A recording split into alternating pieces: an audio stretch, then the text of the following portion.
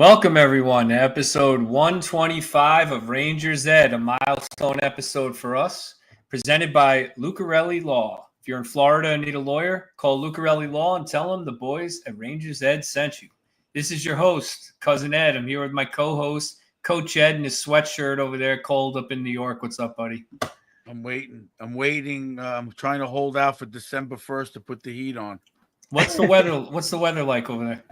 It's chilly at night, but it's 50s It's during the day. It's beautiful. Beautiful during the day. It gets down. Today was like 65.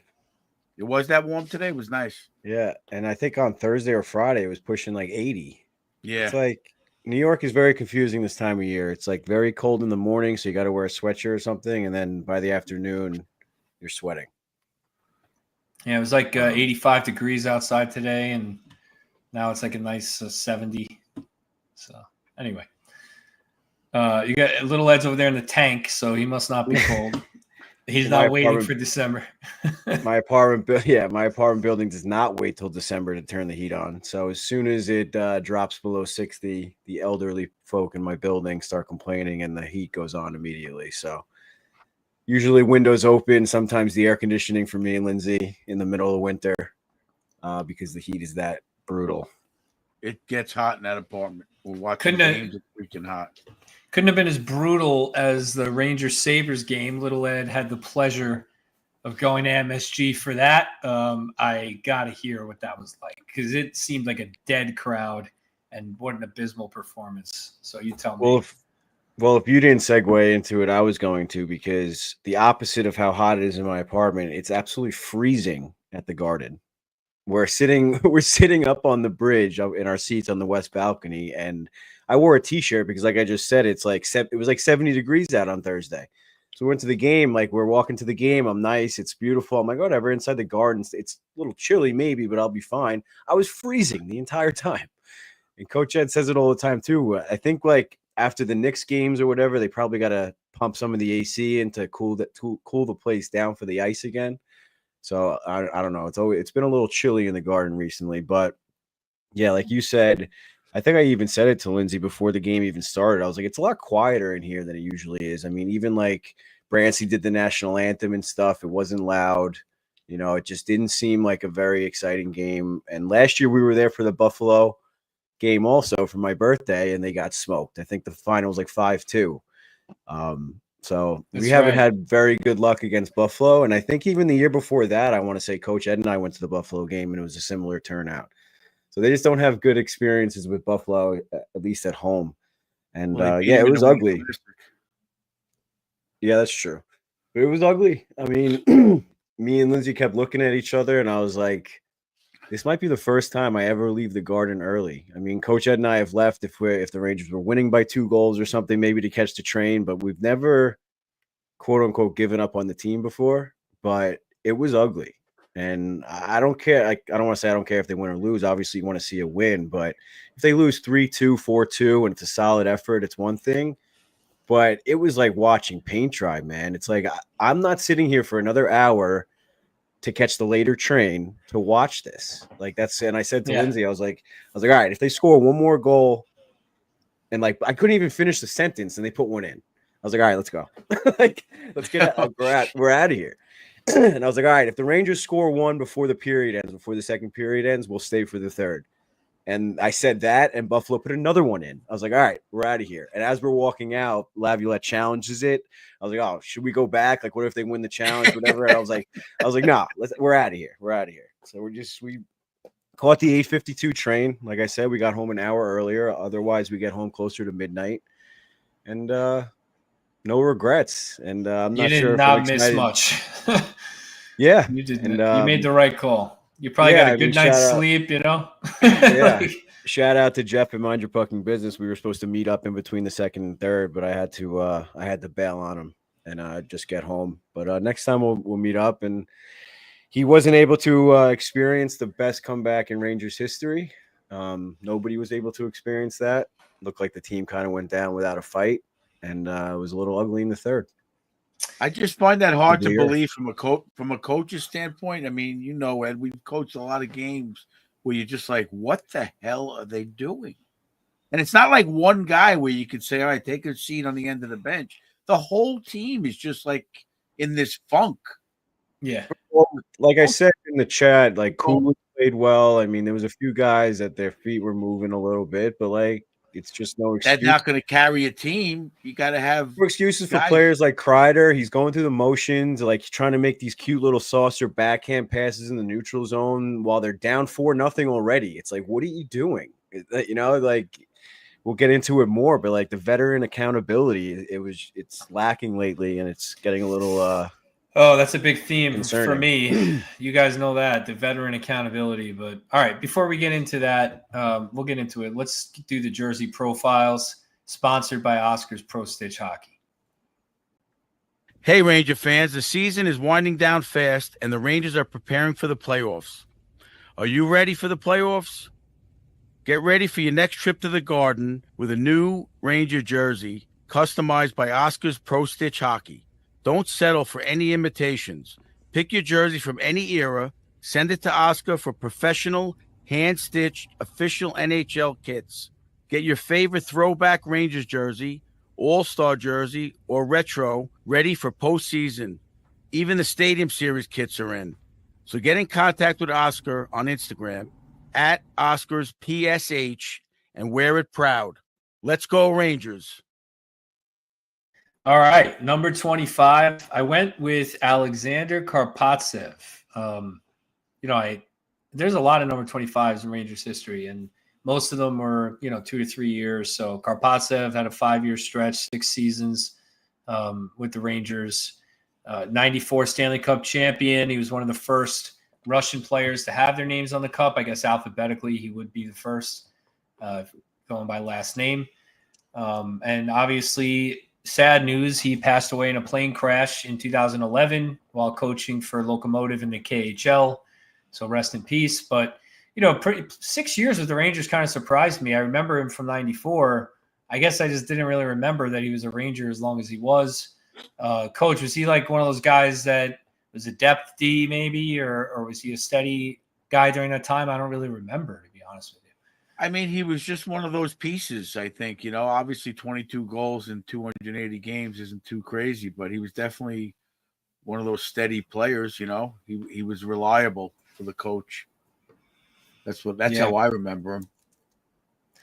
Yeah, and it's interesting, I thought, little Ed, that like other Russian players, when their NHL career ended, he went and coached in Russia, which I think we're seeing that a little bit more. I keep seeing former NHL players coaching in Russia, which must be, I don't know. I mean, it's a conversation to have about how that affects development in the KHL, probably in a positive way for the younger Russian players to learn from.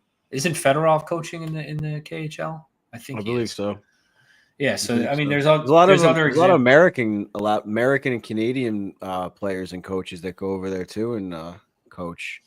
So I'm sure they make good money over there doing so, and they probably attract a little bit more talent, especially some ex-American and Canadian NHLers as well.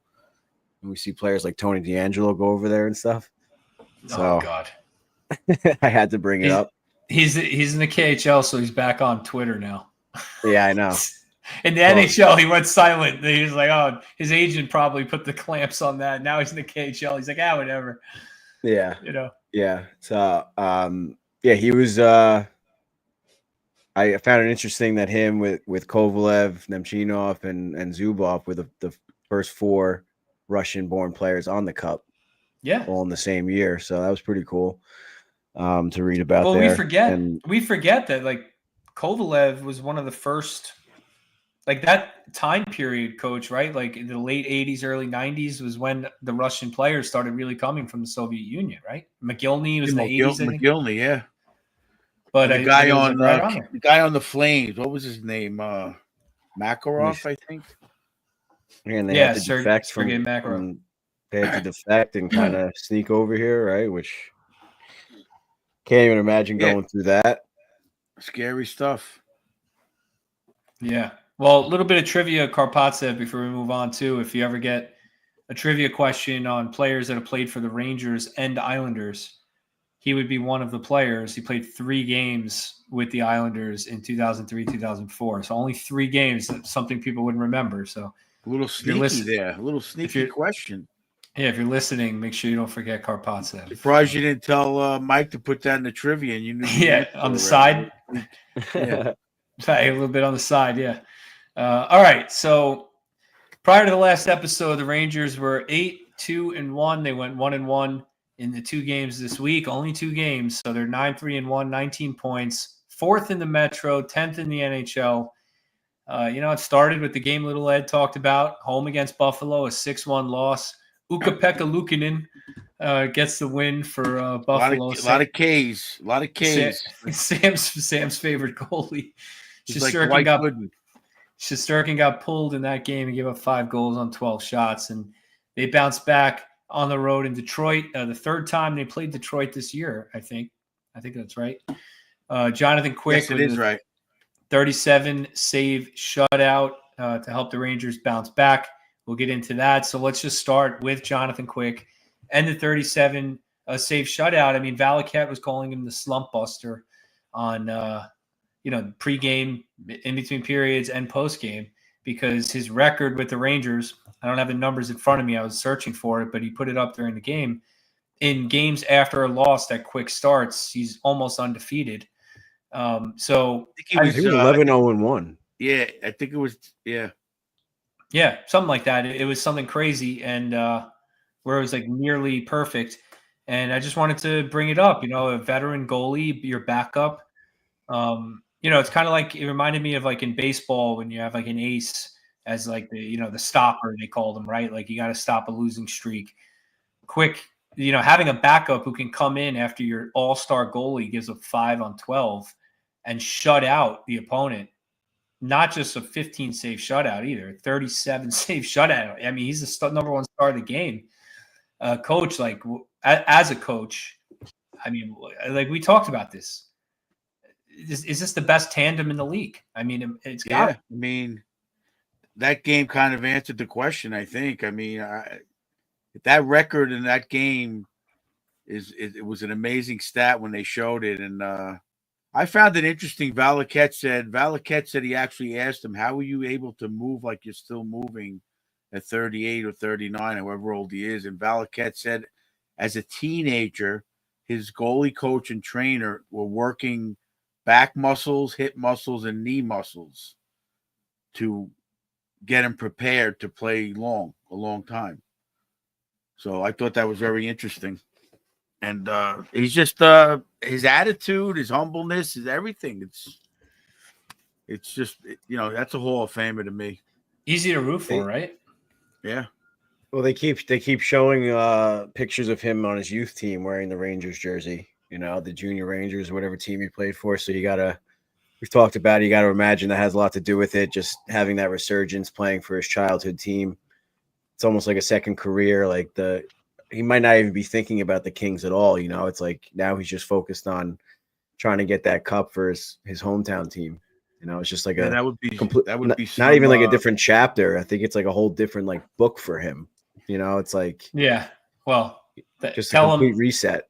He could have just, threw the 2014 cup if he really cared that much, but apparently not. So that's what I said. I said that I commented on someone's Instagram post. I think it was like the 11-0-1 after a Rangers loss. And I was like, well, what about the 2014 Stanley Cup? Does that count? Oh my God. Well, I mean, look, I just think it's so valuable. After that Buffalo game, you're looking at it. Horrible game for the whole team, including the goalie, who finally showed some warts this year. He's been nearly perfect all season. And, the next game, you have the confidence to go with your backup. I just think it says a lot about Quick. I mean, the coach, I know we talked about this. Somebody released it where kind of there's a preset schedule for the goalies to play. So it's not necessarily a game-to-game decision. But I do think that you make those decisions on a whim sometimes. And after a game like that, you might want to say, all right, let's get Igor back in. We need to bounce back, but they have the confidence to go with Quick. And he's been spectacular with the Rangers. He's 21-6 as a Ranger. This is a guy who people thought his career was over. when he struggled a little bit with Vegas and Columbus, and the Kings. But he's not. I don't. I mean, he can. I don't know. He can keep going. I think the way he's playing, he looks as athletic as he did 5 years ago, 6 years ago. I mean, they said he was a big factor in helping Aiden Hill win the Cup with Vegas too. That never created a controversy and helped him along the way.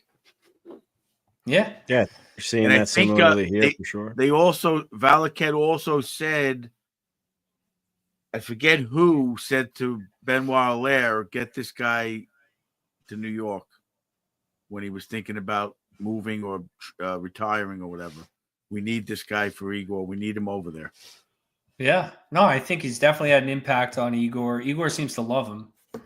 They look like they have a great relationship. He understands his role. But just look at the season, at the goaltending overall. I was looking at this today. Shesterkin right now is third in the NHL in goals saved above expected. He was first prior to the Buffalo game where he dropped a little. Quick is seventh in just 4 games. I mean, that's a cumulative stat. Like, this isn't a stat where it's like based on like goals against average or anything like that. It's based on your individual game. It's a cumulative stat. The more games you play, the more likely it is you're higher in the rankings. And he's 7th in the NHL in 4 games. So, I mean, I don't know what to say. I mean, the Rangers are 9-3-1. I guess we should be happy. But my question is this right now, and I'm not saying long-term, but right now, a bad team when the goalies are that good and you're 9-3-1, should they be better than 9-3-1 when the goalies are performing at that level? I don't know. I mean, it's a lot of people are, chattering about whether the Rangers are a good team or not, honestly, and saying if they had a league average goalie, they wouldn't even be a wild card team. So I just want to throw that out there to you guys and get your opinion on it. Without the performances of Quick and Shesterkin this year, where are the Rangers? Want me to go first? Yeah, you go first. I mean, listen, I'm not going to disagree with any of that, but I'm sure Coach Ed's going to say the same thing. The goalie's part of the team, and when the team is struggling, it's up to the goalie to come up clutch and steal some games. The Rangers, they're coming off a long playoff run. I mean, I'm not saying that's an excuse, but for some teams, it just happens. You get a little bit of a hangover. They get off to a slow start, whatever the case may be. Yeah, they're not putting it together. I mean, Florida comes out flying, but that's a different case. They could slow down at some point. I mean, they're still on the high of winning the cup, but they could slow down at some point. I mean, it's a long season, and yes, it's very disappointing to see some of our veterans play the way that they're playing and not having that accountability that we keep saying. But then you look at a player like Quick who's setting the tone, and it's eerily similar to last year where Igor's not struggling like he was last year, but now the team is struggling. And now Quick is coming in to kind of set the tone and be like, hey, I'm 39 or 38. Can we get his actual age so we don't keep guessing? But I'm 38 or whatever, and I could do it. So now it's your turn to step it up and play for the full season. I think it has a lot to do with it. And I think that Laviolette is sending the message, like kind of like we've been talking about. He's not going to sit down Mika. But unfortunately, Igor is kind of taking the brunt of it right now, and he's sending the message by starting Quick against Winnipeg tomorrow night. I can't. Yeah. I'm sure that game wasn't scheduled to go back to back. No, they were saying that Quick was scheduled to start the Detroit game, right? So they're not going to break the schedule, but there's no chance he's scheduled to do back to back against Winnipeg. No. So, I mean, look, yeah. I agree with you. I agree with you that the goalie's part of the team. Cuz said it last week when we were talking about it again. And, but in the Buffalo game, when Igor's not doing well, that's where the Rangers should have got 6. That's where the team should have stepped up and said, we got to pump a few in. Mm-hmm. And that's the difference. That's why they in a 7-game series, if they don't push towards the playoffs with a better defensive structure, I said it 3 weeks ago. They do not look good in their zone as a unit, as a 5-man unit. Neutral zone, defensive zone, just not good. Your third line shouldn't be your best 5-on-5 line. No. Yeah. Yeah, and it's I do always say that, Coach. I'm glad you gave me credit. The goalie is part of the team, but I do agree with you. I think sometimes when you have such good goaltending, you just like you get used to a D partner and you start to learn their habits and know who where they are. Same thing with a goalie. You start getting used to your goalie making certain saves. You start feeling more comfortable cheating in certain areas of the game because of that. I think you develop some bad habits maybe, but like you said, when the goalie is struggling out there, and Igor clearly had a tough night, why couldn't the team figure that out for him? Where was Right. he's picked them up so many times and they couldn't, once it was 2-3-0, they should have been like, all right, what are we doing here? Like, let's pick it up. I agree with you 100%. And I don't really think the team is playing well despite their record. So look, bank the points. Like, Chris said up there, it doesn't matter till playoffs. That he's right. They got to get in the playoffs. So you take the 2 points. They didn't play well. That's kind of all the regular season is. And it's getting yourself ready for the playoffs and banking points, right? Somebody said it during the broadcast last game. And I guess that's the reality, but it's frustrating when you're watching, Mika Zibanejad game in and game out. I watched a shift during that game. I know he made the nice pass to Panarin against Detroit, but there was a shift in the Buffalo game. Puck goes down, or Detroit, I don't remember. Puck goes down to Panarin. He circles up high. He drops it back to Zibanejad. Puck gets immediately stolen. He gets pinned against the boards. Puck stolen. Okay. Lafreniere comes in, steals it back, right? Gives it back to Zibanejad. He turns the puck over immediately because of a hard defense. And I'm just like that kind of an effort from guys like Kreider, Zibanejad. I don't care if it's game 13. I don't want to see that. And I think it sends a bad message to the younger guys on the team. Like you're talking about guys on the team who've been through this before with the scratching. Lafreniere was healthy scratch, when he was struggling. Kakko was healthy scratch. Hedl was up and down with Hartford when he struggled. All these guys go through a process and they're told this is part of the process. And then you reach a certain point in your career where you're no longer part of that process. I think it sends a really bad message to the younger players if they continue to have to face consequences for mistakes, and Zibanejad and these guys don't for their lack of effort. I don't know. Well, it sounds like you're becoming a Tortorella fan because if I remember correctly, when he scratched the captain last year, you had a few things to say that Tortorella's out of his mind. I don't remember what I said about that. I remember it sounds like you're starting to favor Tortorella style a little bit. I like Tortorella. I think he wears his welcome out, but I like him. I don't disagree with you. I mean, somehow you got to send these guys a message. It's difficult, because you want them to come out of that funk, and you keep saying to yourself, all right, next shift, let me put him with this guy. It'll get him out, and you're just sitting there trying to figure it out. I'm sure a lot of Yollette's mind is going a million miles an hour during a game, trying to figure it out. When those pucks just go in the net, he's just you just want to get out of there. You just want to go hide in the office. Think about the Rangers defense, little Ed, right now, right? You got Zach Jones and Mancini alternating scratches throughout the year. We like that plan. I think we've talked about it and we're okay with it. But when you got a guy like Zach Jones, who against Buffalo probably was the Rangers' best defenseman in that game. In the third period, he was active on the puck. He was skating well. He created a chance that led to the goal that Cooley got. It was all Zach Jones. So you got Zach Jones getting scratched, coming in, and then he's watching Keandre Miller play just horrendous hockey all around. Horrible. The Buffalo game, watching him live, he was horrible in that game. He's embarrassing. One of the main reasons I left as well. And trust me, I really, really want to tell you guys that you're overreacting about Miller, and I did for a while, but I cannot defend his play. It's just really bad. So this year it's worse than ever. I can admit that we've been hard on him, but this year it's worse than ever. I don't care what his analytics say. The coaches see that it's not. I don't understand. But coach, that's my question. So before you know what the difference is, also the casual fan online and Twitter and stuff is now saying it too. That's when you know it's bad. Everyone says Miller is bad now and he needs to sit down. And you're saying that how come Mika is not whatever? How come he's not allowed to be part of the process? Miller's still a young kid. How come he's not sitting? I said the same. That's what I was about to ask you. You cut me off. That's what I was going to ask you. what kind of message does it send to Zach Jones that he continuously gets scratched, even though he's playing well, and Miller's just rotating in the lineup every single night and not sit him down? Healthy It's scratch him. crazy. Healthy It's scratch crazy. him. Put him in the Jones box in next to Mancini. his girlfriend. See if he enjoys that.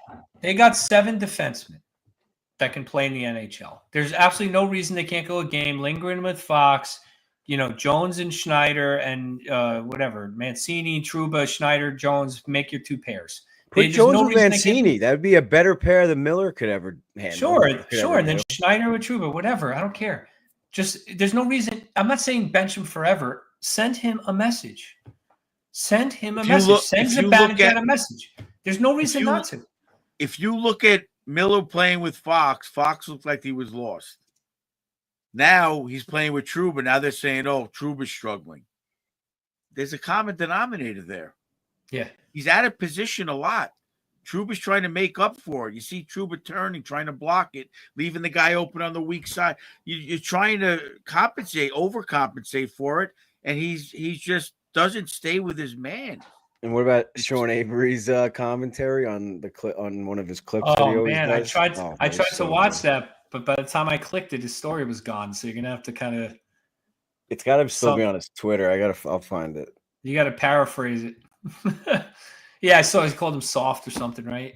Soft play by you're talking about the clip where he analyzed Miller being soft on the puck? Yeah, that was bad. He points it out. He's soft on the puck. He stick checks. He drops his stick, and then he gets beat to the front of the net, and it leads to a goal against. It was just embarrassing. He dropped his stick and went like 20 feet out of the way. Just let the guy go by him to get his stick. Right to the front of the net. Who does that? Yeah. It was really bonehead play. I don't know what he was thinking. Some guys got to sit and it's got to send a message, and it has to be a message of fairness, right? You got to think about the whole team. I don't know. Maybe I am flopping or being overreacting or whatever, but I really think you got a kid like Capo Caco who gets a lot of crap from this fan base and everybody's on him constantly. He sucks, trade him, this, that, and the other, scratch him. He's dud. He's whatever. The kid has been scratched in big spots in his career, and he has sucked it up. He signed a contract on the first day available. He came to camp. He's got like 7 or 8 points on the year. He's playing well. He looks great. He's fighting for his NHL life, right? He's out there. This kid has been scratched in those spots, and he's watching Zibanejad every single day play hockey. What do you think is going through his mind watching that?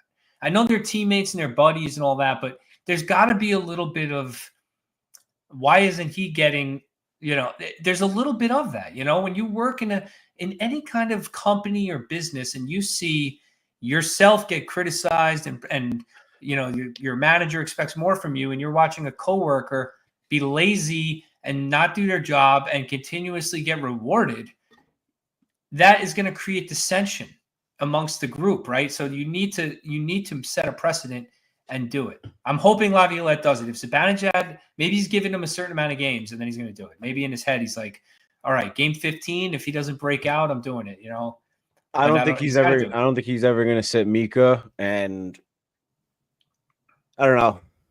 I wouldn't have a problem with him sitting Mika, and I wouldn't have a problem with him not sitting Mika. He is one of the assistant captains. Every coach is different. I mean, like we said on previous episodes, every player is different. But Miller has no leg to stand on. He's not an assistant captain. He's a younger player. He's going through the process. Jones and Mancini are playing 10 times better than him. It's not even close. You sit down Mika, you break up the power play, you break up a lot of flow of the forward lines and stuff. Miller, there's just no excuse at this point. There's no reason not to. Yeah, it's bad. I don't know. I guess I get your point. I really want him to sit Mika because I want Mika to get going. I do too. I want him to get going. That's why. But I see both sides of that argument. I don't see the side of the argument of keep Miller in the lineup. I don't see that. I don't care what the analytics say. Like I said before, I don't think Mika's the type of player that's going to respond well to being sat. That's what I'm saying. And Laviolette probably knows that. Maybe Miller is similar. What does that even mean? Like some stars are going to, you sit them, they're just going to, I deal with it at our level. It's just like some players you sit and they're going to pout. they're going to be pissed. They They're going don't to create respond well. dissension in the locker room. They're just going to be talking bad. I So you just think don't that's what see him Mika's as the gonna type do? of. I don't know if he's going to do all those things I said, but I don't think he's the type of player. I talked remember, about like I told you guys, when Quinn was yelling at him, or Gallant was yelling at him, he was just sitting on the bench, not even responding, just looking at the ice, just sitting there, not even looking at the coach and listening. And or what he answering say back, there was nothing. And what he say in the media when they asked him about the lower minutes? Oh, I don't really understand it. Yeah. That's my version of pouting for an adult in the NHL. Yeah, I mean, listen, if that's frankly, I guess I can see that opinion based on watching Mika his whole career and his attitude and demeanor. I'm But not if that's saying the it's case, right. no, I'm I just know saying you're speculating, and I no, can as see a it. coach, you have to figure that out. Yeah, I mean, you gotta think about it. You got to think about it as if that's the case, then is he a guy that you win a Stanley Cup with? And the answer is probably no. Can we address something though? Can we bring that comment back up on the screen, Mike? So we want to trade Trouba, who's one of the best defensemen on the team right now. One of the only players that is playing defense. We're trying to. Well, I think a lot of fans want to trade Trouba because of his salary, and I think he is overpaid by probably $3 to $4 million for what he gives you. But the thing, I agree with you because I think disagree. Well, he is. I mean, just based on other contracts that are comparable, it's not based on anything other than that.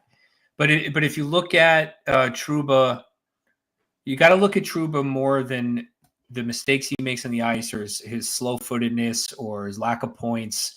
He brings an element to the team that nobody else brings in the league, pretty much, other than Radko Gudas, and that is worth a premium. Maybe not the premium he's getting, but I think that it makes him worth more than what he's actually worth. So if he's worth 4, he's probably worth 6 because of that, and now he's getting paid 8. So he's a little bit overpaid.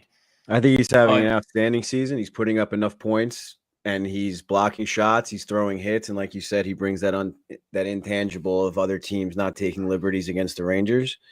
And you see every other team around the league complaining that they don't have a player like that. Yeah, exactly. And you watch the Amazon Prime. I'll say it again. The Amazon Prime series, the episode on, not you, I'm talking to the fans. You watch that episode on Trouba and players around the NHL say it. I'm not cutting across the middle when I know number 8 is on the ice. Yeah. Period.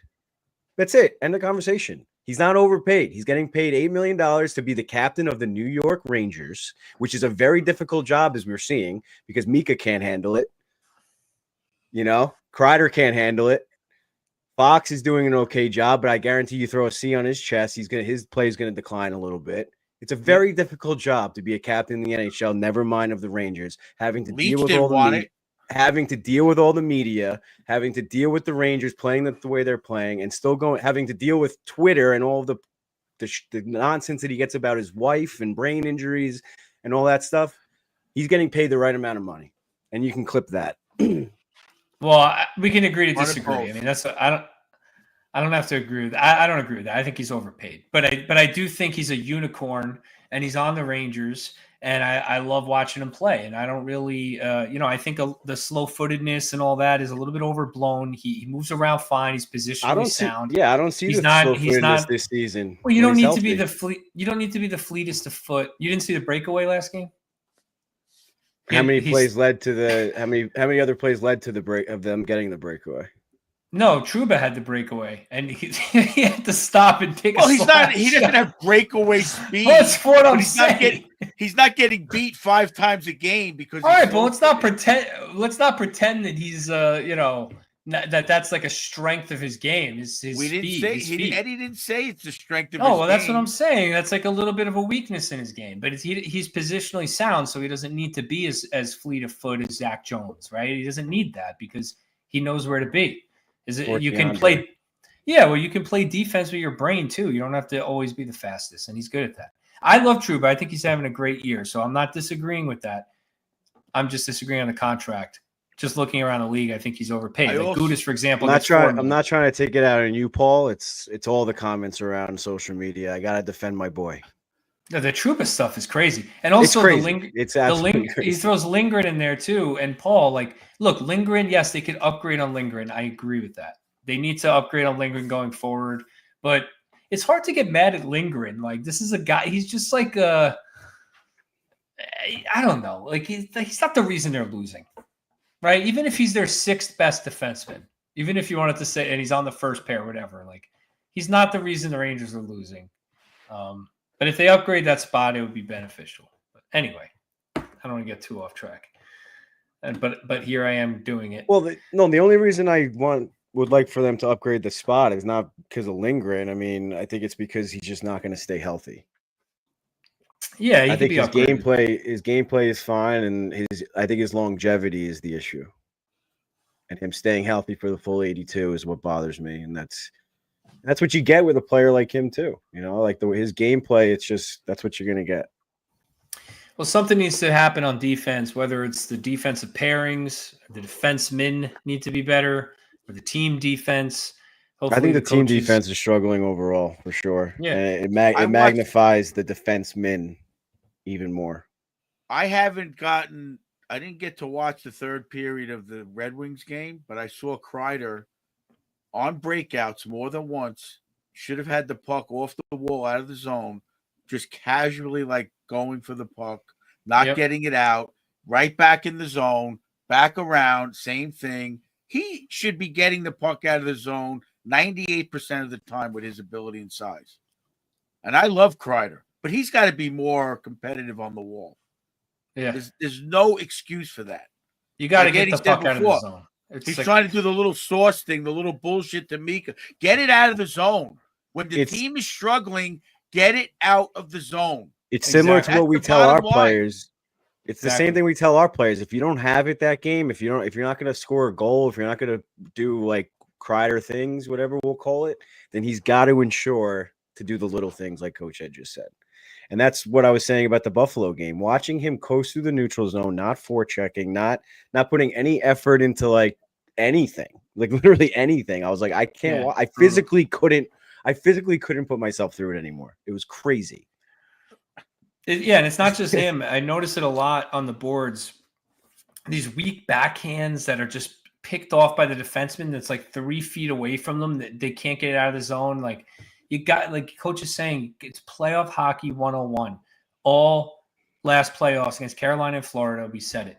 Get it out of the zone. Get it out of the zone. Break out of the zone. That's how you sustain yourself in a playoff series, right? So develop the habits now. I feel like these guys are just waiting for the playoffs a little too much, maybe. I don't know. I'm giving them the benefit of the doubt, but you got to get in that playoff mode. You got like Florida's playing in playoff mode from the get-go. That's what you got. Yeah, they're hungry again. They're hungry again. It's got to be a habit. It can't be, we'll do it in the playoffs, because you know what? They don't do it in the playoffs. For the last 3 years, they do not play playoff hockey.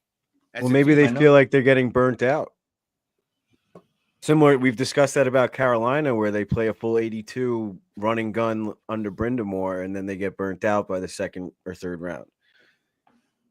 You know, so maybe it's in the back of their minds, like Mika. He's like, well, last year he didn't play a full 82 either, but you know, maybe, you know, you hear about that too, where I think it was the Lightning, where they're saying like the players know they're going to make it to the playoffs. So it comes to a point where they just worry. That's all they care about. Like, you know, they just coast through the regular season and they get to the playoffs, and that's when they turn it on.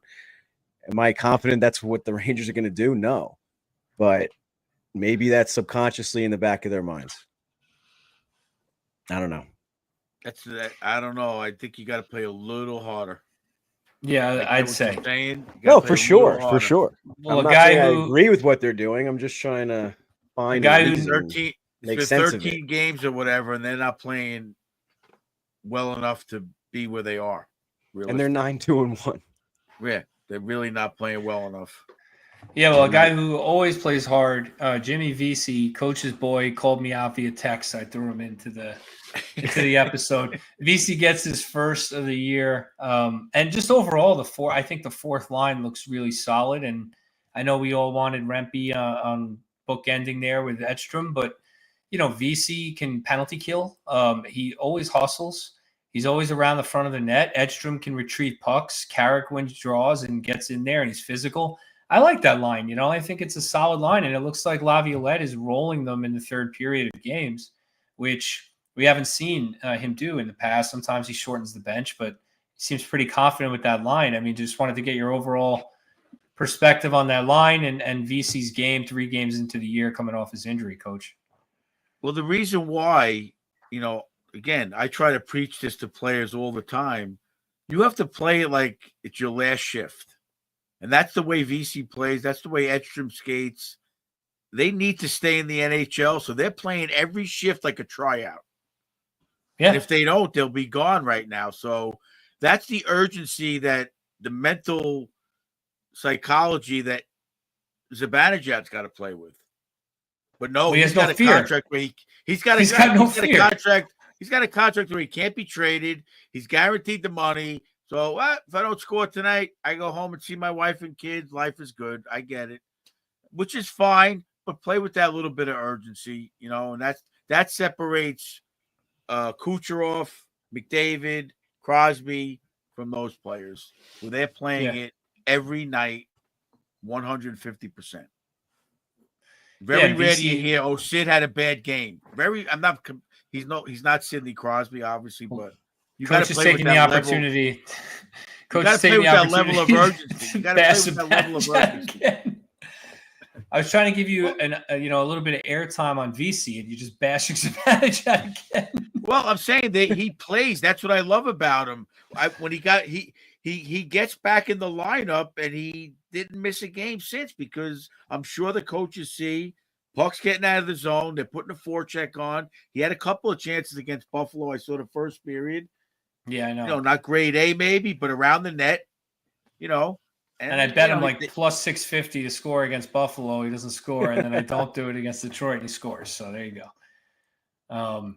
Yeah, but Little Ed, the thing with VC too, and we've talked about this a little bit in the past. Maybe we've covered it, but you always bring up that Amazon series with Toronto, like what he went through getting cut there. We remember him his first tour with the Rangers. He was signed as like a kind of a steal through being drafted and unsigned. Everybody wanted him. He was a scoring winger. He has completely reinvented himself as, a gritty penalty killing guy who can chip in 10, 15 goals on the fourth line. And he seems to be okay with it, so it shows he has good character.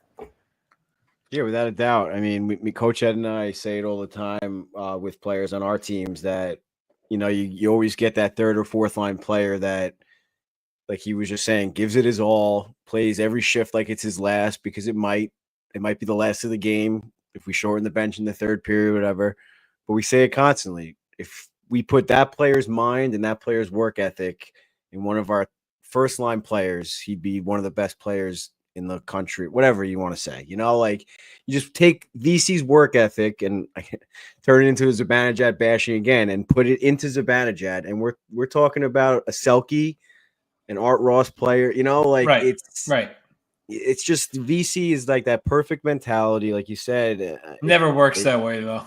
It just never works. Of course not. And I think about that episode all the time with VC. I'm still surprised that they even put that in the show, because that really attacked him and like his character a lot, and it probably fueled him even more to bounce back. That was a little cruel. Well, I mean, it shows his his mettle, and I think that's something that is very underrated in hockey and can't really be quantified. It's not something you can look at analytics or raw stats and really understand. You just gotta figure out. You gotta weed through the morass and find those guys that have that kind of mettle, right? And maybe he's one of those guys. Maybe you put a player like him up on the first line. I don't know. Whatever. I don't know. I mean, he's done it before. He's got the skill to fill in there in a pinch. I don't know if I'd like it long term, but just to send the message we were talking about. Yeah. Well, if Zibanejad goes digging the corners. Well, the problem is if you put Zibanejad with Carrick and Edstrom, you'll completely neuter that fourth line, because they'll never be able to forecheck. Nothing will happen. So I don't know. I'd probably leave it alone. But anyway. Moving on, We're never getting Mika Zibanejad on the show. Well, maybe if he listens to the 2019 episodes, he'll be on.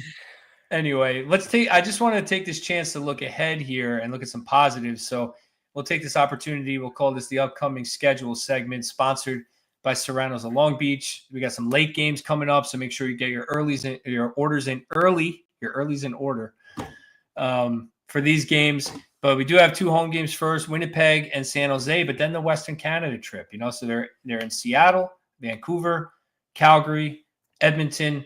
I took a peek back to last season because I remember that being such an important part of the season where they went 5-0 on that road trip. I think they had at Winnipeg tacked onto it. They went 5-0 on the trip, and it was in October. It was from October 21st to October 30th. So this year we get it in mid-November. I think from just season to season and following hockey all these years, I do think this is a really important trip for East Coast teams because it gives them an opportunity to bond and really develop some chemistry. And I think it propelled the Rangers last year when they came out of that 5-0 stretch on that trip. So maybe on the bright side, this upcoming trip here has the opportunity to do that. But Coach, I worry also it can have the opposite effect too, right? Well, of course, you're playing Winnipeg, the toughest team in the league. Calgary's in the middle, kind of up and down, but they're playing hard.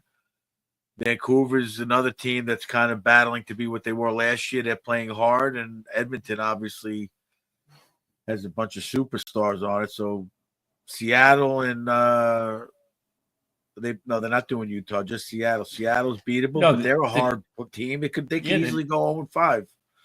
Yeah, it's four games this year, so they're not at Winnipeg on this trip. It's just Seattle, Vancouver, Calgary, Edmonton. Home.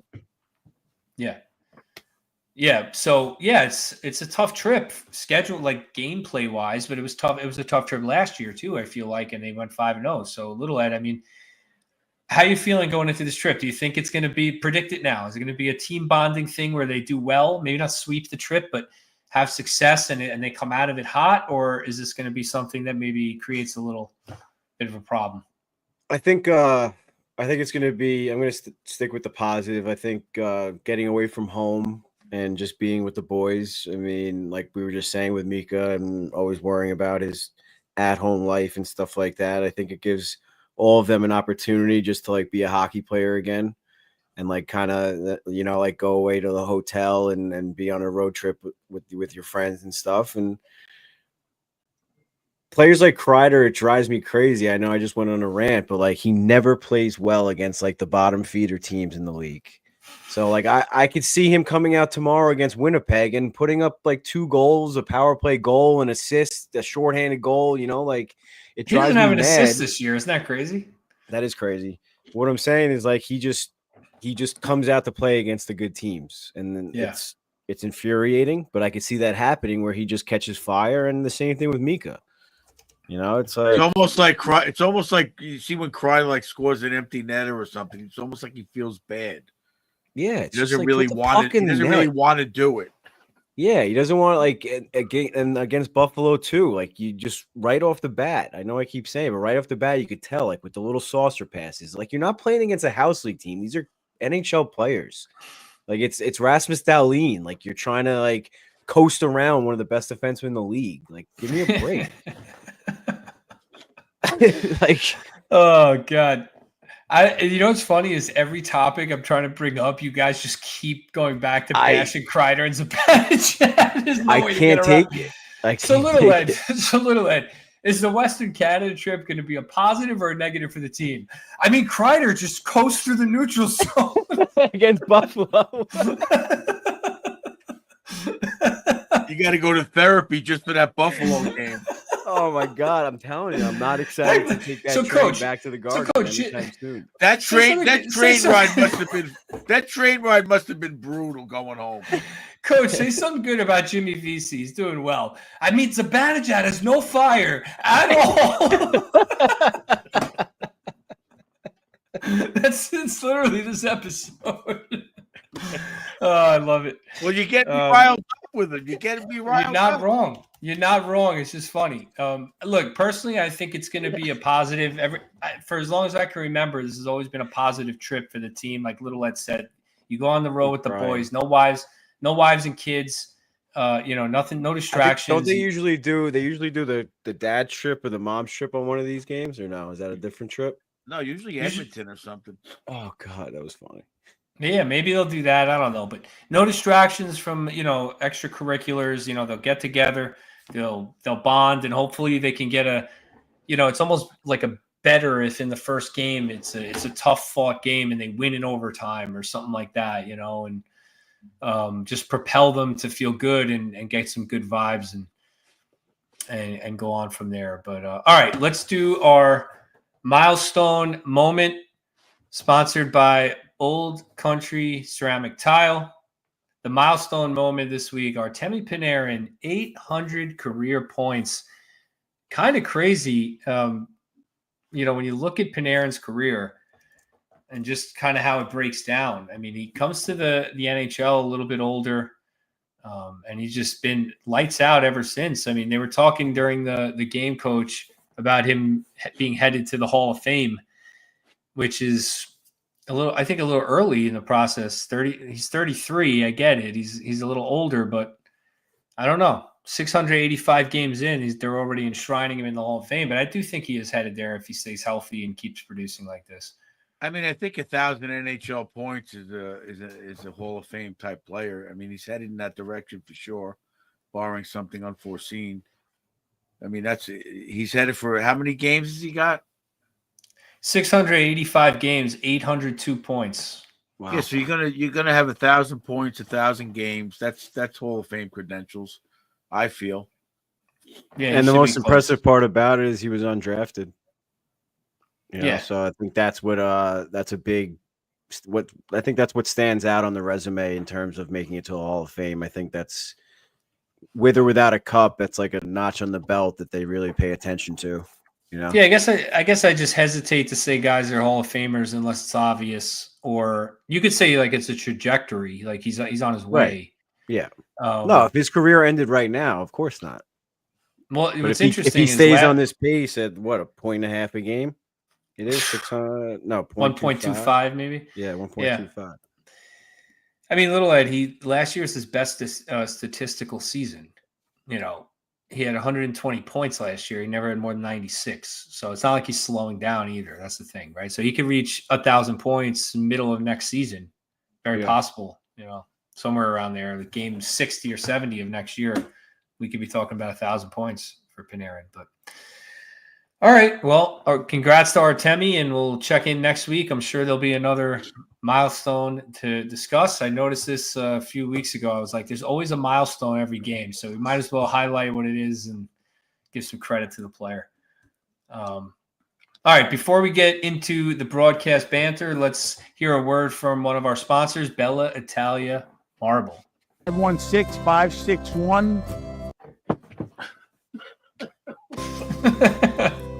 Hey everybody, Coach Ed here. I'm over here in the shop at Bella Italia Marble Granite and Quartz, picking up my order for a nice little bathroom I'm doing. I've been a contractor almost as long as I'm a hockey coach. So listen to me when I tell you, when you want the quality work and craftsmanship, I'm going to see the boys over at Bella. They serve all 5 boroughs, Westchester, Long Island, all the way out to Montauk.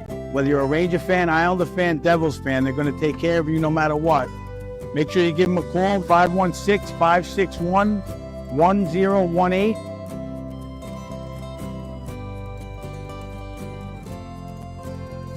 Let's go, Rangers.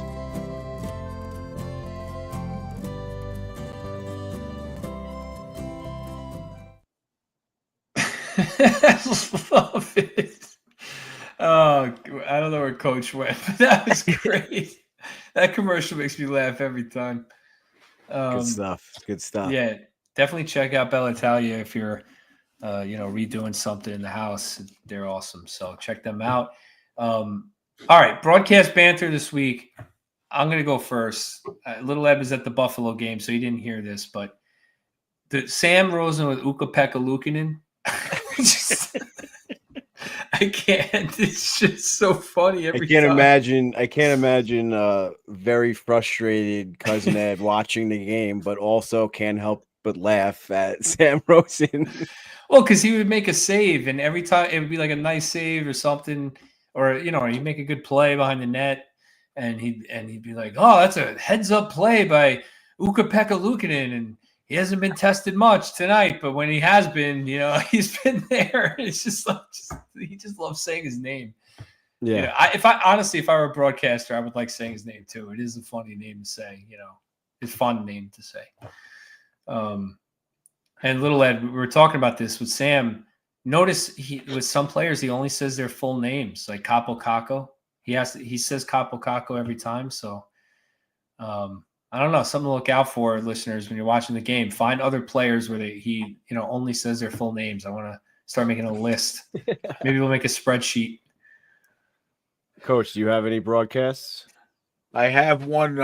They did the trivia question, and Sam goes, "Oh, you're gonna get this one, Joe." He goes, "Is it my son-in-law?" Yeah, And it wasn't Madonna. I forget who it was. it's Phil Housley. Phil Housley, yeah. Well, he gave it away. He goes, "You're going to get this one." He's in the building. He's in the building. He's in the building. Yeah.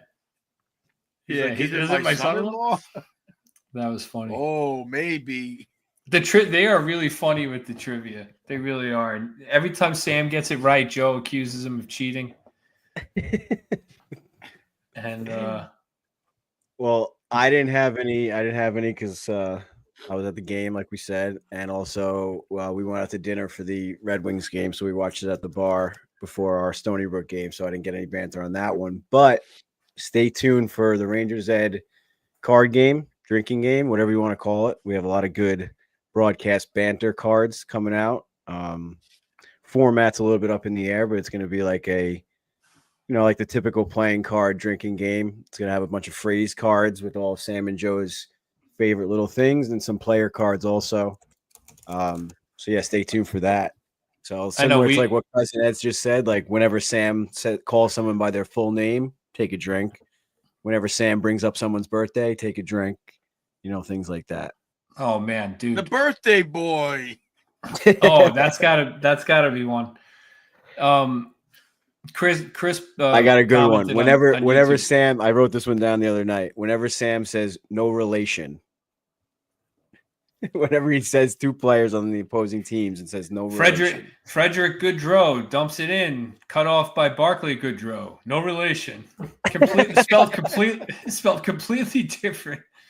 Anyway, Chris on YouTube commented here, he can't wait for the Colorado matchup for Ivan. Did you guys see that? The Colorado Avalanche have a player named Ivan. Crazy. Oh or Ivan. God. Or Ivan. Yeah, I think it's Ivan. Well, it's in Russian or whatever, in Eastern European. I think it would technically be Ivan. We'll have to ask Gaz. Well, that's like the goalie on the fly, Pete Peters. Gaz is in Peter England. Peters. Yeah, but he's in Europe, so he might know the rules. Maybe on Sebastian in Germany would have a better idea. Yeah, Sebastian, let us know. Yeah, there's been some good no relations out there. Capo Kakinen, no relation to Capo Caco, was the best. Yeah, that one was good too. That was a good one too. Good call. Yeah, so guys, similar to that, if you have any good broadcast banters you want included in the card game, I'm working on it now. Shout out to Tennessee Meg. She's going to be putting together some cartoons for us, for Sam and Joe to have on the cards. So hopefully we'll get that up on sale soon. Yeah, looking forward to it. Yeah, it's going to be so good. All right, let's do our stars of the week.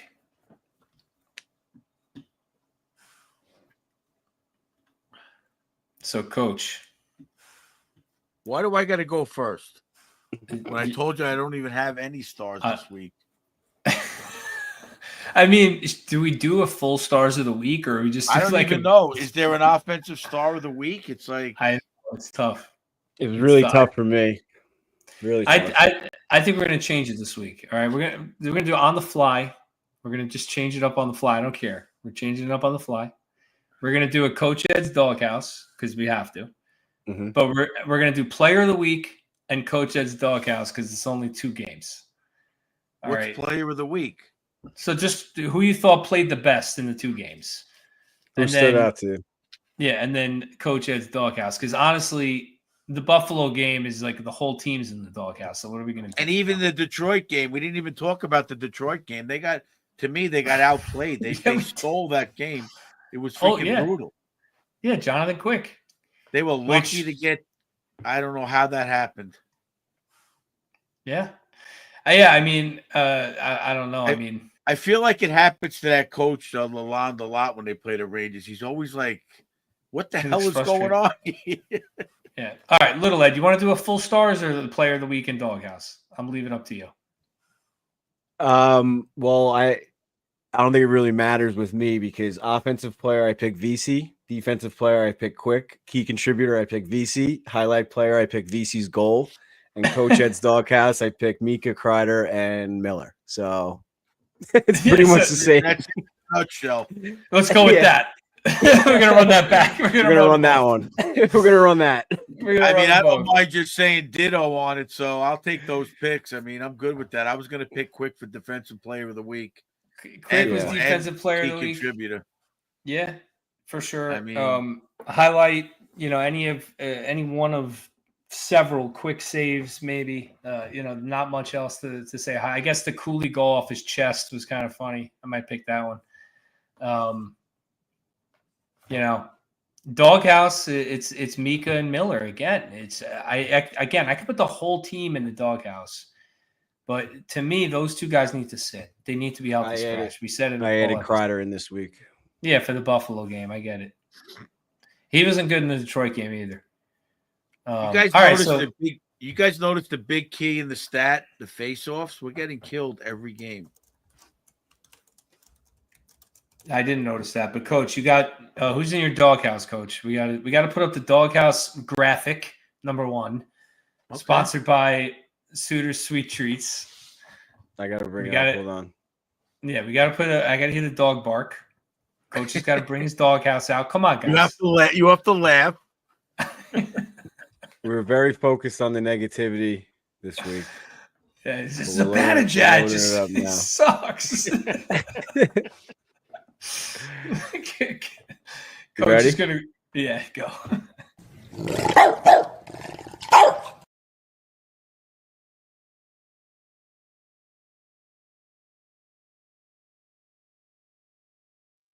The picture is timed. He's putting the hot dog in the bun. Put the thing on. Such a good picture. Oh, God. All right, Coach. Last week in your doghouse, you had just Keandre Miller. Hold on a minute. What do you got going on this week? I'm trying to. Instead of picking up the doghouse, he picks up his whole laptop. I hurt my shoulder. I couldn't reach back. Coach went to the pound and picked up a few strays for the doghouse. Where did you get that bulldog? Everyone head on over to YouTube. Oh my God, I love it. Mika and Miller. Is Miller halfway in, or is that just he's in? He's in. All right, so we got Mika and Miller in the doghouse for Coach. With we got to name the dog out front. Not right now, but we'll have to come up with something. Coach Ed's guardian dog or something. So we got Miller and Mika in there. You got Kreider in there for me. Mika plus Miller and Mika, and then Mika and Miller for me. Mika and Miller for Cuz. Yeah, and I'm going offensive, no one, defensive, Quick, key contributor, VC. Highlight the goal off Cooley's chest. That's it. I'm leaving it empty for offensive because I'm just not. I don't know. Nothing dynamic was going on no one had stood out in 2 games to dominate. Coach only put Quick as the defensive player, and then he left it blank until the dog. It was hard. Pretty much what I did. Yeah, Mikey, do we got a trivia question this week? If not, I got to remind you. We do have a trivia question this week. Oh, righty then. And all right, hold on.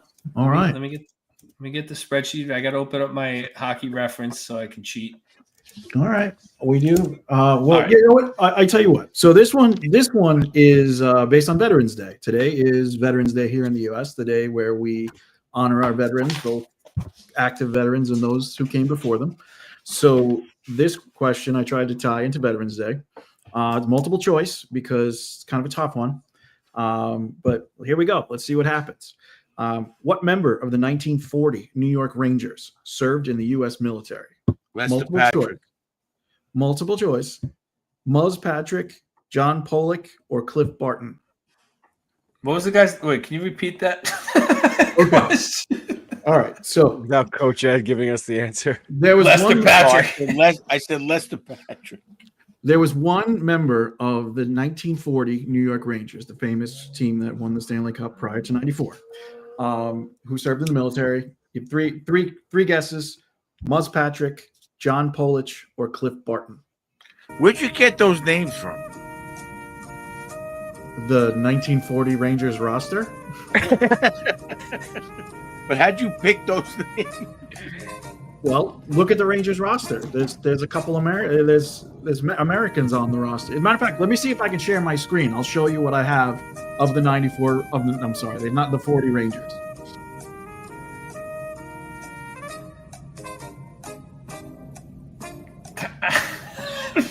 All right, so here's the 1940 wow. Rangers. Gotcha.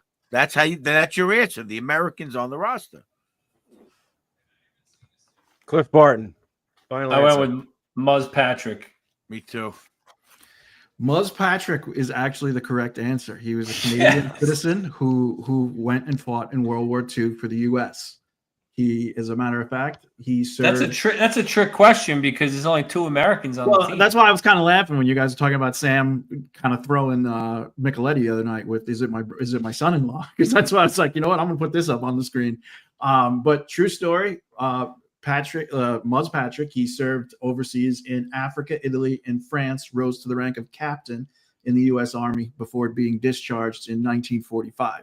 He later went on to come back and coach the Rangers. So Wow. it's our history lesson / kind of tough trivia, but I feel like it was appropriate given Veterans God, look Day. at the names on this. I love that. That was a good one. Ott Heller. I'm not gonna lie, Heller, Mike. Dave Pratt. I kind of knew that answer. I remember seeing it in like the Rangers yearbooks, the old yearbooks. Yeah, well, Don't pretend that you read any books. Well, he did say Lester Patrick. He got he was Listen. close. Lester Patrick was his father. I used to read the little program. Because it had little short stories. It wasn't a 300-page book. Wait, so you remember from like a random day in 1976 that you were at I the kinda Garden, you got a remember seeing a program, picture you of him opened with it, the- you read in it, and in there it said that Muzz Patrick served in the United States military. Well, You I never remember that? heard of those? Yes, they. A lot of guys back then left the team to go to war and stuff. Yeah, No, I know, but I'm just questioning how I you kind of remember. remember. I don't know what jarred it. I knew that was the answer. You know, interestingly enough, I looked for other New York Rangers who served in the military, and he was the only one that I could find. Wow, And, that's crazy. You know, being Canadian born as well is interesting. Well, I think it's Very. because back then most of the players were Canadian, so that's probably sure. why. But Did they serve in the Canadian military? no, he served in the U.S. military. No. Did other players? I bet you served in the Canadian. You know what? I'll have to search for that one on Canadian Veterans Day. Yeah, that's probably what it is. Because all the baseball players served in the U.S. military. Yeah, Ted Williams, sure. So But Paul says no Quick highlight under consideration. Paul, I picked Quick for my highlight, but I said any number of 5 save. Pick one of them. Like I didn't pick a specific save. I cheated on that, but. Anyway, Also, that Brian Hextall, I believe, is related to Ron Hextall. He is his grandfather. Coach, Mike, Great grandfather of Leah Hextall. Coach, Mike, Coach is full of knowledge tonight. He's dropping knowledge. Were you able to catch the national anthem at our game last night? They had the New York City Police Fire Color They Guard. did. That was awesome. I think that woman sang at the Garden. Maybe, yeah, that was really cool. I mean, I tell you What a what, voice she had. if the game didn't get underway at like 11:45 or something like that, Dude, Yeah. it would have we were been supposed it to would've start been at 10:30. Yeah, it would have been nice to have more viewers on to see that, stay up to watch that. But you guys still did okay for a game that ended at 1:45. You had like 75 people stay up late and watch the game. So Wow. big win for you guys too. Coach and I were talking about it prior to airtime. team that beat you 10-0 last time around, you go back and beat 8-6. That's pretty good. So yeah, big bounce back win for the boys. I mean, it's hard for us not to talk about it, but we're going through similar struggles that the Rangers are going through, I guess. A lot of our players aren't playing up to their potential, so it was nice for them to come out, have some fun last night, not grip the stick so tight, and take care of business. Well, And hopefully, actually skate. Yeah, move their feet for sure. Well, hopefully we have a few more Stony Brook games in our future.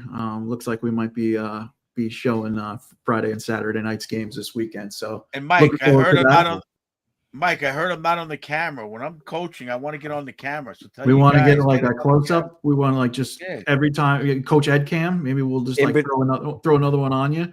Yeah, in between period interviews, on the bench interviews, But who's taking those pictures? Like you guys took that side profile picture on the bench and you were like locked in or whatever. Like, was that you like this with your phone? Who do you think? I don't know. That's the team. No, that's the team photographer. No, the other day I posted one of us on the bench on your Instagram and it was taken by me. Oh, okay. I thought he was talking about the one last year. Yeah, no, Coach, a lot of pictures. We do get some Yellowstone pictures back, from the Coach? team. Yeah, I didn't get to watch it. We had the game. Yeah, I didn't get to watch it either. I just wanted to I'm gonna let you know in case you didn't. Yeah, I saw the advertisements. Speaking of TV shows, me and EA the PA released on our YouTube channel. We've been reviewing the Penguin show on HBO. So fans, if you're a fan of that show, what? you can head the Penguin. Yeah. The TV show The Penguin is on HBO right now. I'm going to need you to back all the way up, though. So you started out by saying me and EA the PA released on our YouTube channel. When you said our YouTube channel, did you mean you and EA the PA's channel or the Rangers Ed channel? The Rangers Ed channel. We reviewed the first 4 episodes of The Penguin on HBO. So if you guys are fans and you of released The Penguin, that already? Yeah, just a little under the table, Don't even worry about it. Content, baby, content. I didn't even watch that yet. They just ended the season, right? It was the season finale. Yeah, the season finale was on Sunday, so we're a little bit behind. We've been doing it like in groups of 2 episodes. So we did 1 and 2, and then we did 3 and 4. We're gonna record 5 and 6 this week, and then finish strong with 7 and 8. The show is incredible. Yeah, it's not really like a superhero or a Batman show. It's more of like a mob show. They're comparing it to The Sopranos and stuff. So I think it's outstanding. And if you guys are a fan of the show, definitely check out our reviews on YouTube. They're comparing it to The Sopranos. Come on, dude! I'm telling you, check it out. It's that good, man. Check it out. I'll check it out for sure. I love HBO shows, but I don't know about. But you got to watch the Batman first. You got to watch the movie first. The Batman with which one? The most recent one with Robert Pattinson. So the movie, The Batman. Yeah, the movie, The Batman, carries over into the TV show, and the TV show is going to carry over into the next Batman movie. I will say I had a similar reaction to Cousin Ed in hearing about the kid from Twilight, but it was a pretty good movie. So he's my favorite Batman. He's my favorite Batman. I did not expect it to be good. I'm a Christian Bale guy, but definitely enjoyed his performance in that one. It's pretty good. Yeah, the Christian Bale ones are the best ones. But I'll check it out. It's my favorite. I gotta watch my favorite Batman movie, and he's my favorite Batman. So I gotta watch the Batman, then the Penguin, and then the second Batman movie. Which didn't come out yet. Second Batman movie's coming out late next year. I got time. Plenty of time. All right, good. All right, I like that you're doing that. That's cool. Me and Aaron decided to do it somewhat last minute, and we just threw it together and put it out there. I can't wait to watch. I'm really curious, but I got to watch the show first because you probably spoil stuff, right? So, well, yeah, definitely watch the first 2 episodes, then watch our review, then watch 3 and 4. You know what you got to do? Because the show's done, so you can binge watch the whole thing. You know what you got to do instead? You ever watch those like recap videos where it's like they take 3 years to make a new season, and you're like, crap, like I don't remember what happened in the show in the last season. So you watch like a 15-minute recap, and some guy he's like, well, last season, the Penguin did blah blah blah blah. That you guys should do that. Comparing it to The Sopranos should have been like recap the Batman movie for everyone, so they don't have to watch the whole movie. If they want to just watch the show, like do like a 10-minute. You want to watch the movie? What'd you say, Mike?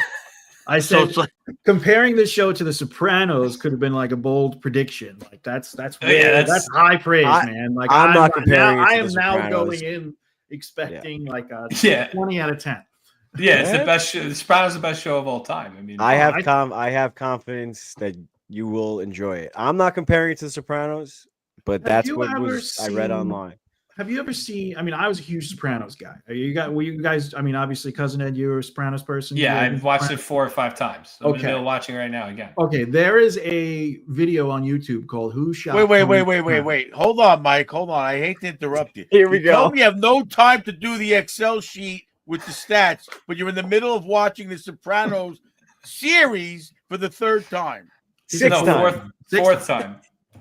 Fourth No, I time. said 4th time. Well, this time Fields never watched it, so I made her watch it. So I started over, you know. But I watched it 3 times prior to that already in my life. Came out in like 2000. It's like 24 years. Like, come on, it's not that much.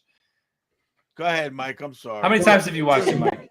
I've watched it 3 times, and then after after I saw this video on YouTube, I watched it a 4th time. Yeah, okay. I'll send if you're that into it, I'm going to send you the video, guys. I'll send you the video. It's a guy that literally goes through all of the seasons of The Sopranos and uses clips as evidence of his theory as to what actually went down, and it will totally change your perspective on the What, at the end? not just the end, like obviously how it ended, but he uses evidence from different seasons and clips of all different things that were a little unexplained or a little weird to kind of put context behind everything and ties it all together. And by the time I was done with this video, I had to go back and watch The Sopranos again.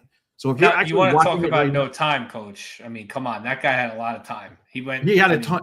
This is like a 15-minute video. All This right, but person he's had a not ton doing of an time. Excel spreadsheet for me. I mean, Coach, you never look at the sheet anyway. You never look at it. I look at it. Mike, you got to send me a video via text. I'm gonna. All right, I think it's called "Who Shot TS" on YouTube. We'll send it out. We'll put it out. But We're anyway, we're kind of spiraling out of control. yeah, here. we're devolving.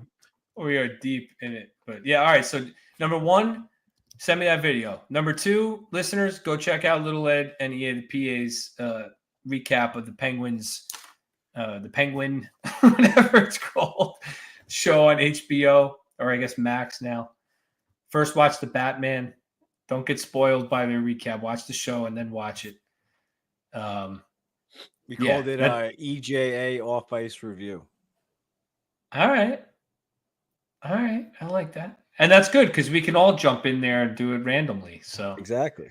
because we all got the EJA. We'll pick another show for the next one, and maybe we'll keep it going. Hopefully, we're having some fun with it, and yeah, That's go check awesome. it out. All right, cool. On that note, I'll await your text. And listeners, enjoy the games this week. We'll be back next week, recapping everything. I might be out next week, but we'll still record. Don't worry. We'll still be here. All right. Thank you to our sponsors. Thank you to our listeners. Thank you, Mike, for the great job as always. Thank you, Long Island Sports Network. And until next week, love you guys. Love you guys. Rangers. Love you guys. Let's go Rangers.